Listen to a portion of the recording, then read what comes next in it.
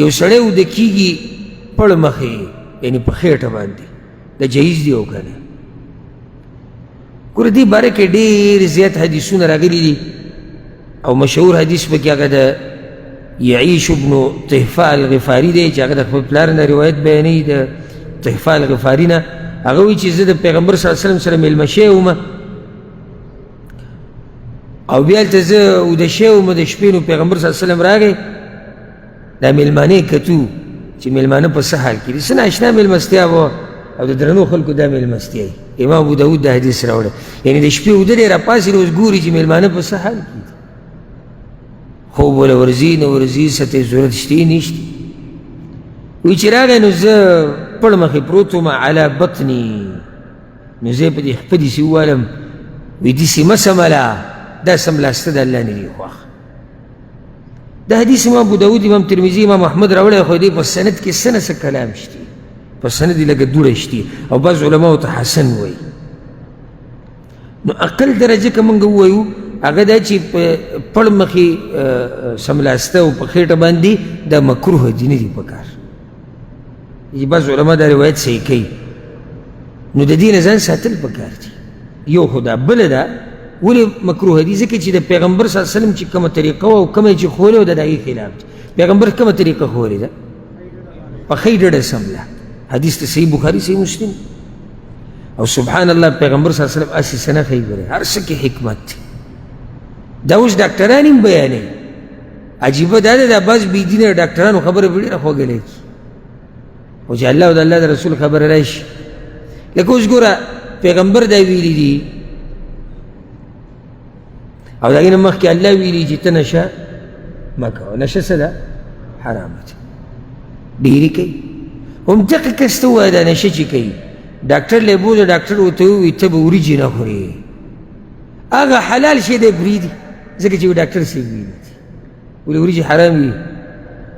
ولې پرېږدي وجود باندې دومره مهم دی خو دا کمعقل په دې نه دی پوه چې وجود یې تباه و برباد کړو دا وجود چې آخرت کې جهنم ته ځي هغې دپاره به څه کړي اوس پیغمبر صلی الله علیه وسلم په ښۍ ډډه سمله هسې نه دي ویلي اوس ډاکټران هم دا کیسې شروع کړه ولې ته چې کله په ښۍ ډډه سملې نو زړه کم طرف ته دی ګس طرف ته نو زړه ستا بره راغی نو دا صحیح درځېږي معده کم طرف ته ده ښۍ طرف که ګس ته چا ویلي چې منځ کې ګس طرف ته منځ کې خو نه ده معده ها لارې منځ کې ده بیا ګس ته تاو شوې ده لږه ته چې به ښۍ ډډه سملاستې معده کم طرف ته راغله بره که کته راغله اوس ډوډۍ هغه د ازمېدو چې کوم سیسټم دی هغه برابر روان دی که نه دی ښه صحیح روان دی زور پې نه دی راغلی وایي چې ته کله ګسه ډډه باندې سملاستې نو یو خو زړه دې راتنګ کو خپل ځکه چې د کوم اندامونه دي په هغې باندې زور راغی دننه معده دې دبه وکړه او هسې په کوم کیدای شي تا ځای نه یې پرېښودی ځکه چې اکثرو طریقه دا دی چې وده کېږي بیا زموږ د پښتنو دغه ټیم کې دوی ښه مال وایي او بیا په دغه شان سملاسته نو تبعي دې وکړه دا خېټه باندې سملاسته د دې هم ډاکټرانو ډېر نقصانات بیان کړي ځکه امام ابن القیم رحمه الله وایي د ټولو نه فایدهمن خوب هغه دی چې په ښۍ ډډه یې وکړي او بد خوب هغه دی چې ته نیغ ملاسې دا ګورې هم صحیح خوب نه دی ها اگر که حرام نه دي خو بدن دپاره ګورې دا هم صحیح نه دی داسې په ملا پروت دی بلکل سیده الا دا یو سړی ځان دمه کوي کله نه کله سیده سموي څه خبره نه ده او وایي د دې نه بدترین خوب دا دی چې سړی په خېټه سموي ځکه ای ډېر نقصانات ذکر شوي دي او زه به ته یو څو ذکر کوم دا ډاکټران هم دا خبرې کړي دې سره په دې ګردو کې ګیټۍ پیدا کېږي او په دې ګردو باندې بوج راځي دا معده زورلی کېږي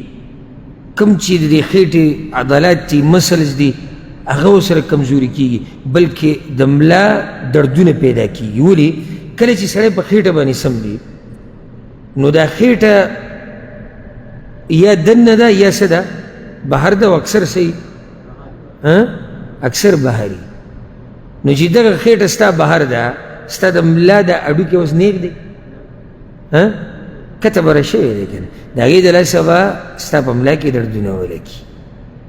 نو د دې نه ځان ساتل پکار دي الا یو سړی بیمار دی خو جدا خبره کوي سړي به خېټه باندې دړ دی تکلیف دی چې څو پورې په خېټه نه پروت نو هغه تکلیف نه کمیږي جدا خبره ده خو د هغې نه بغیر داسې سملاسته نه دي پکار والله اعلم